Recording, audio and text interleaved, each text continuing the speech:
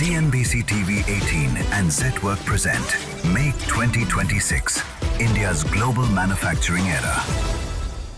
So when you think of AI, for the last couple of years, 2 or 3 years, we instantly think of a ChatGPT, Gemini, and Claude. And we wonder which is the better model, which is the more efficient model, now perhaps the more cost-efficient one. But AI is so much more than that. The next chapter of AI perhaps is not about the smarter model, but the infrastructure that builds it. We're talking about GPUs, data center, edge inference. And I think the country that builds this physical foundation will have that competitive edge. So I think our job for the next 30 minutes is, can India really become an AI infrastructure powerhouse? What does it take? What are our competitive strengths? Where are we missing? So with that, let me welcome all our panelists. Now is the time for India. So, gentlemen, if India has to truly become an AI infrastructure powerhouse in the next 5 years, what is the bottleneck? If I could get one answer from each of you. Ankush?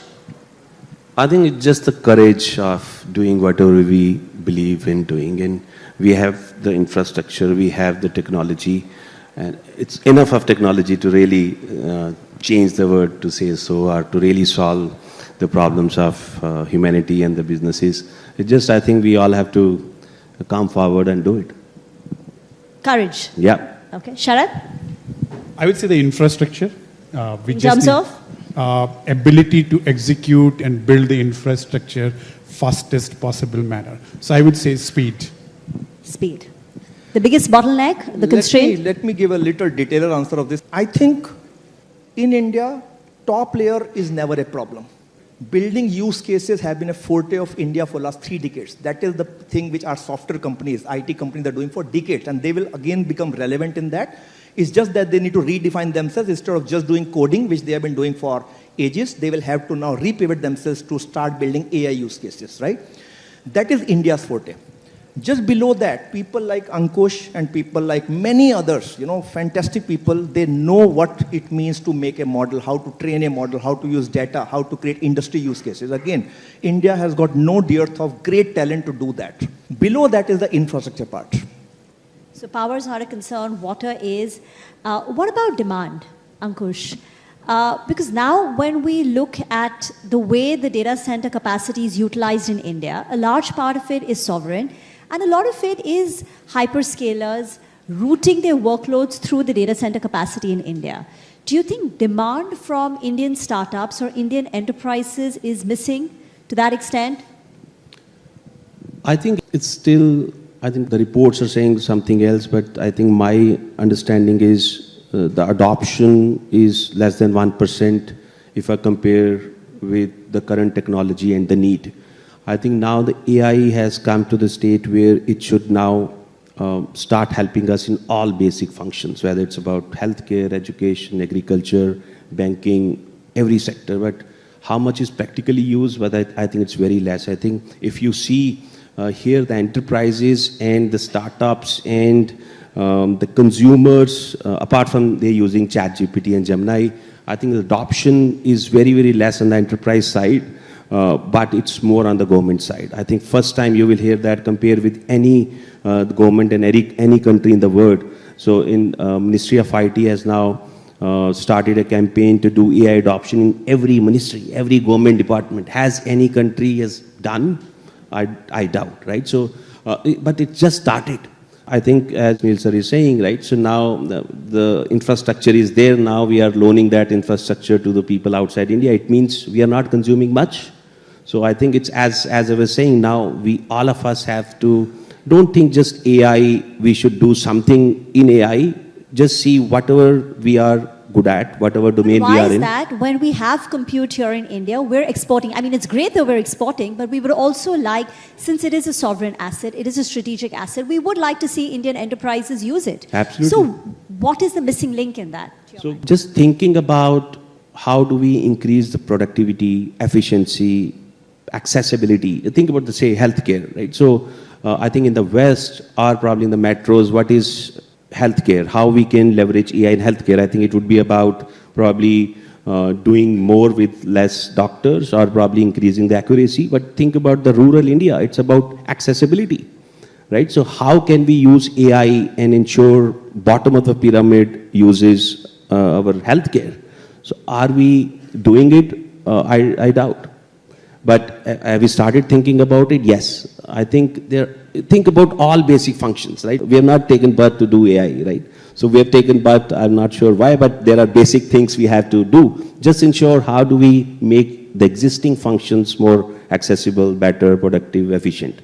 And if you start thinking about that, I see now people have started comparing with the ChatGPT. I think maybe the people in this room, right? Have we missed the bus? No, we have not missed the bus. The bus has not just started.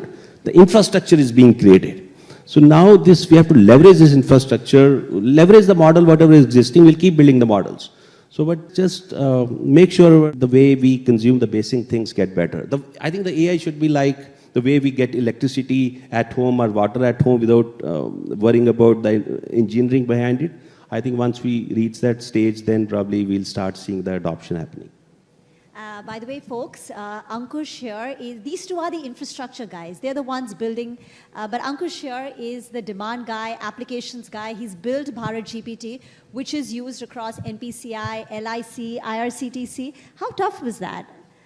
No, nothing is tough. So it's just, I think, thanks to them who have envisioned having this kind of service before ChatGPT, right? So there were RFPs that we had participated in RFP. You see, we were already visionaries. There is no challenge, nothing. There is no challenge even building something like ChatGPT. What do we need? Data, it's all available in the internet, and GPUs. And I'm not saying we should create it. I don't see any reason. I believe the way we are creating models, we can never ever achieve the AGI or super AI, the God AI. I have the idea, we'll talk about it later.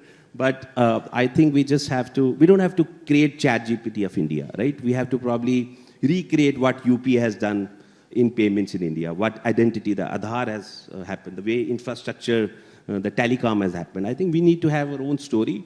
And again, reiterating, nothing has been missed. We can still lead. Okay, thank you for first this discussion. My question is first related to this chip. Definitely this is a concern because if any sanction will come, all NVIDIA uses and all things will stop. But apart from the biggest concern is the uses of these AI models, whether it's ChatGPT, Gemini or cloud. We have huge dependency, right? Right now, whole AI development, whether it's corporate or government, is based on this. In coming years, 3-4 years, when AI is on full fledged, then you are thinking, apart from this LLM, we should move SLLM. And when we move on SLLM, then do we really require these big data centers? Yeah, it's not one solution for everything, right? It's not LLM or SLM.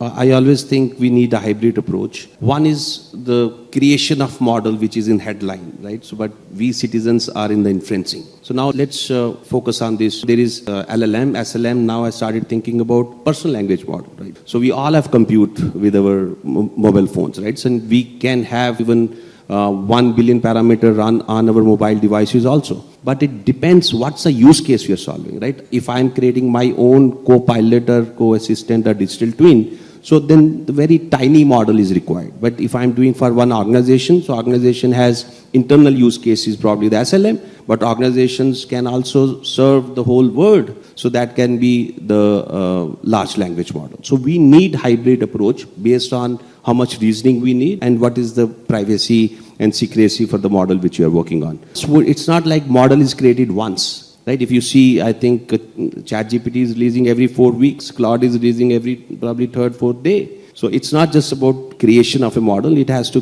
keep creating new models, fine-tuning models. The demand is always going to be there, but the more demand, I agree, that has to come with the use cases inferencing. So if we, as I was saying, the AI should be like electricity and water. So we consume electricity more and more as we grow with the more gadgets and all that. And I think the real success would come when we stop thinking about AI and start using that in the real use cases. Demand will, of course, grow, and that's why we all have to start solving it. Instead of just being the users, we have to become the creator of AI, I think, from India. All of us, we can with something like vibe coding. Yeah, let me answer this second part of the question, whether the data centers will still be required. It will be. the usage of the data center, the need of the data centers will move to the different direction. So when the trainings are happening and then the more and more use cases are coming for the training purposes, there are a lot of big gigawatt campuses being created. But when the inferencing is happening, that inferencing may be required to be done closer to the user base in a more low latency ways, and therefore a lot of edge data centers. And over the period of time, you may see that there will be a lot more smaller capacity data centers coming up in almost every state, going forward maybe in every city. Yeah, just to add, so I was thinking, I knew they both are coming. I was thinking you should partner, and every bank now has some locker. I don't know what is kept in the lockers. So that locker room should be converted into a data center. So you guys are the power plants. You should be thousands of substations, and the wires and gadgets should be at home. I think you guys should be there because banks are there in every corner of the country. So provide the data centers there so that... I think his was really a good, tricky question. He has tricked all of us to start answering your question, right? But again, because they have answered, let me also add my bit. So frankly speaking, so far we think AI is all about ChatGPT and Claude and Gemini also, which are great horizontal use cases. They will keep on becoming more and more intelligent, and their use cases, every single day you'll hear different industries, how they're using those models to have great value addition. That will not stop. They will become more and more intelligent, right? They will keep on happening. But, so first of all, they are not going out of the life. You said that if LLM get replaced by SLM. No, it's not getting replaced. LLM will have their own use cases the way we are using, and those use cases will keep on expanding. What you are talking about is lakhs and lakhs of SLMs and micro models will be coming up, either at industry use cases like healthcare or agriculture or whatever, or micro models for specific companies. Tomorrow you may have micro model for yourself, which is your alter ego. If India puts enough risk capital, if people really believe in AI and start questioning AI and start believing it, and start putting, like he used the word courage, I'm using the same thing also in a different way, courage, put risk capital into this, put R&D capital into this is here. Everything else is available in India. Plus, also adding to the talent capital. So making sure that the talent is able to spend enough time in the research work, and we build tolerance for failure.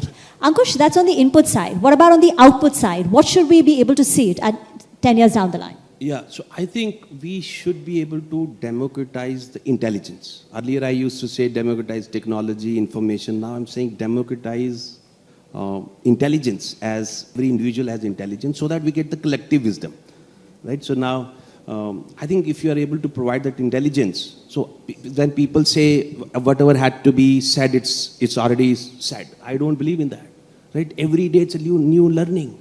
So there is a wisdom in every brain. So that we have to collect. When we make that thing very cheapest, if I can access my grandfather's memory, brain, and that would have been possible when we had started doing the personal language model since then. And now let's start.